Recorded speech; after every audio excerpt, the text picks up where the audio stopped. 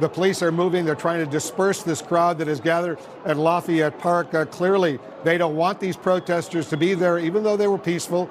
They were just screaming a little bit, but they were not endangering anyone. And all of a sudden, tear gas and these protesters now, they're going to presumably run away and try to regroup elsewhere.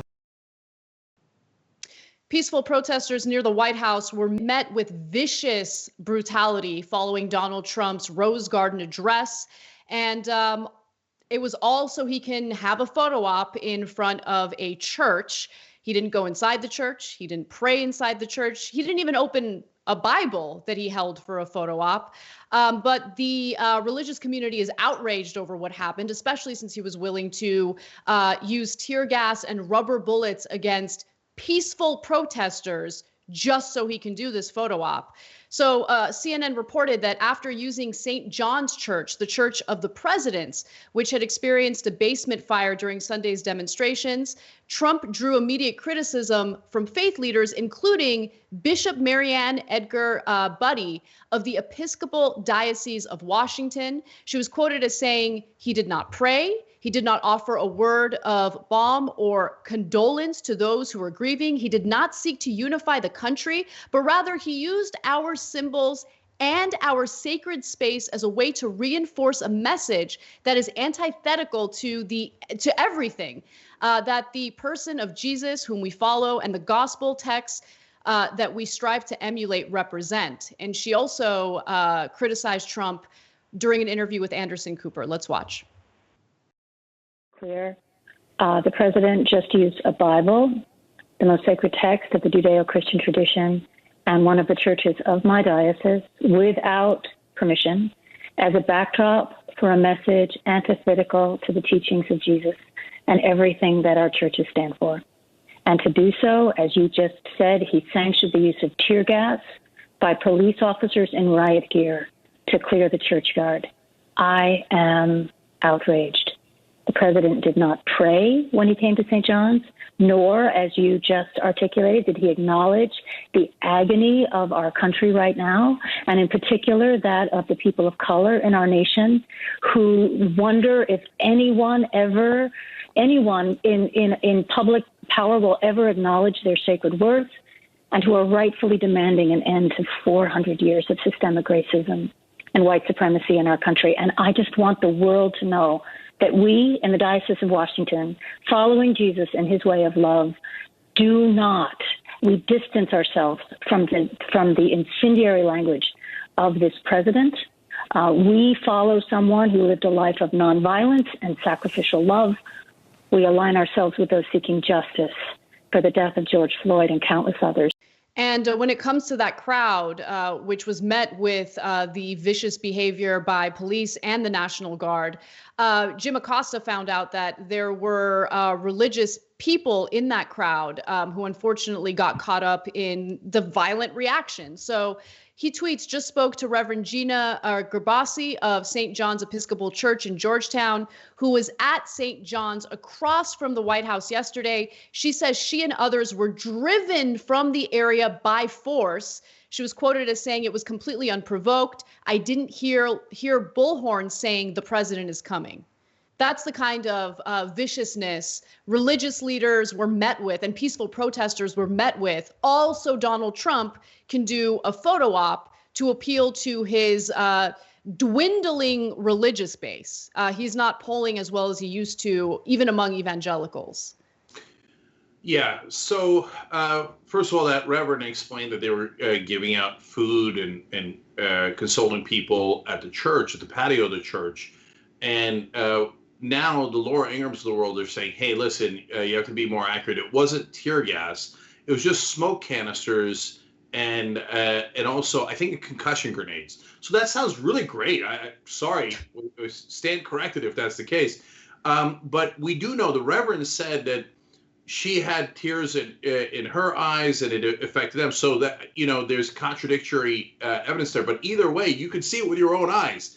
There's at least the crowd being cleared out with some smoke or tear gas, etc. And the reason for throwing that object that creates that smoke or gas is to clear the crowd. That's the whole point of it, right? So it obviously is meant to, at a bare minimum, greatly irritate the people that are there enough to drive them from the scene. And it worked in driving even the Reverend from the scene. She said the medics for Black Lives Matter remained, and she was so amazed by their bravery and their courage, but that the rest of them had to go because they couldn't take it anymore, based on how uncomfortable the gas had made them.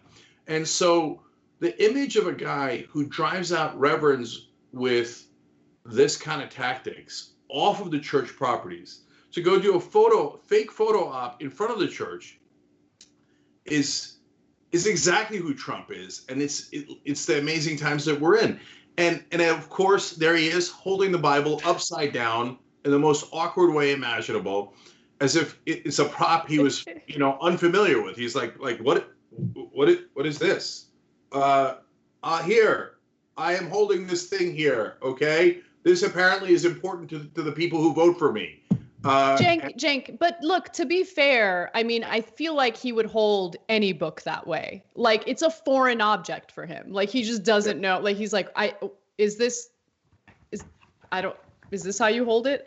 He's a mess. Like, does anyone among his supporters who are religious, does anyone actually buy that he respects your religion or cares about your faith?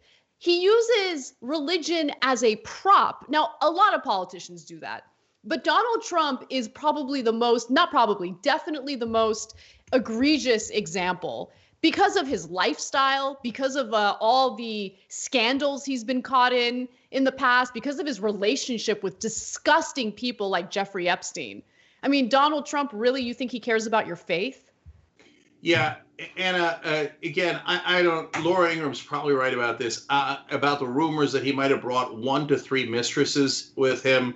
Apparently that's not true. Those were his previous mistresses, yes, who were adult stars, he did cheat on his wife with as she was having their baby. But that's from the past, Anna, that's from the past. And now he's a new man, and he will tell you, okay, this is the right book, okay, Justice is Coming.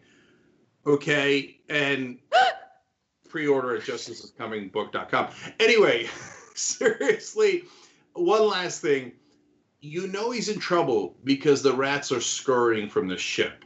So early on in his term, Ben Sasse from Nebraska used to criticize him because he seemed genuinely aghast and thought like, well, these poll numbers can't last. I mean, this guy's an idiot, a monster, etc. And we used to kid around and call him Classy Ben Sasse. Then, for the great majority of his term, Ben Sasse was like, oh, his poll numbers did go down.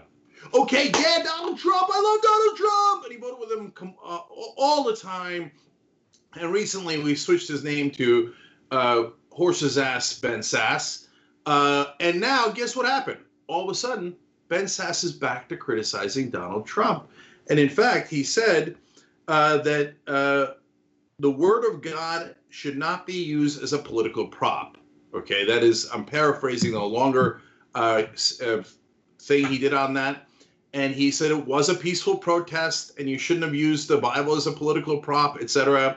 So Ben Sasse must have some new polling, and that poll numbers showed Trump is in trouble. So all of a sudden, Ben Sasse going, oh, yeah, you know what? And that's a Republican senator from Nebraska. You know what? So sad. It turns out Donald Trump may be not as religious as we were all pretending he was. Of course.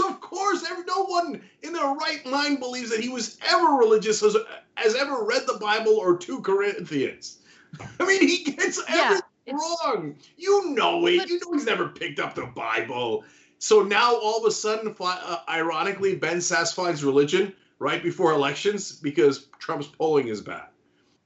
I mean, look, birds of a feather. I think Ben Sasse is no different from Donald Trump, right? Pretending to care about religion, pretending to care about morality to help his political career. How sad is it that Bunker Boy, you have to take Bunker Boy's lead? Like how your political views and commentary is formed is completely dependent on where Bunker Boy is in the polls. How sad is that? Yeah, so while Donald Trump is a coward and he's weak and he's pathetic and he just, poses as some sort of strong man. In reality, he's not the worst. He's not the weakest among them. The weakest are the Republicans who just follow his lead and get embarrassed and humiliated by the most pathetic president in U.S. history on a daily basis. That's what Ben Sasse is communicating to the world. I'm a giant loser who loves to get cucked by Donald Trump. It's my favorite thing to do. You want that leading you? I don't know. People in Nebraska need to reconsider that. Yeah. Okay. But last thing, guys, it confirmed now that he did this stunt because he was embarrassed that people started calling him Bunker Boy. But then Republicans and right wingers start celebrating. Oh, there you go, Bunker Boy. Way to get out there with the people. And it shows that he's brave. No, if he'd walked through the protesters, who remember were peaceful, it actually wouldn't take much courage. They're peaceful protesters. That might have taken at least some degree of courage. No, he had his Gestapo clear out the peaceful protesters with the canisters that they threw and all the other things that they did, roughing up reporters, all that stuff. He had to do all of that so that the coward could walk a block in Washington, D.C. Ironically, he actually did prove he's Bunker Boy. Thanks for watching The Young Turks. We really appreciate it. Another way to show support is through YouTube memberships. You'll get to interact with us more. There's live chat emojis, badges. You've got emojis of me, Anna, John, JR. So those are super fun. But you also get playback of our exclusive member-only shows and specials right after they air. So all of that, all you gotta do is click that join button right underneath the video. Thank you.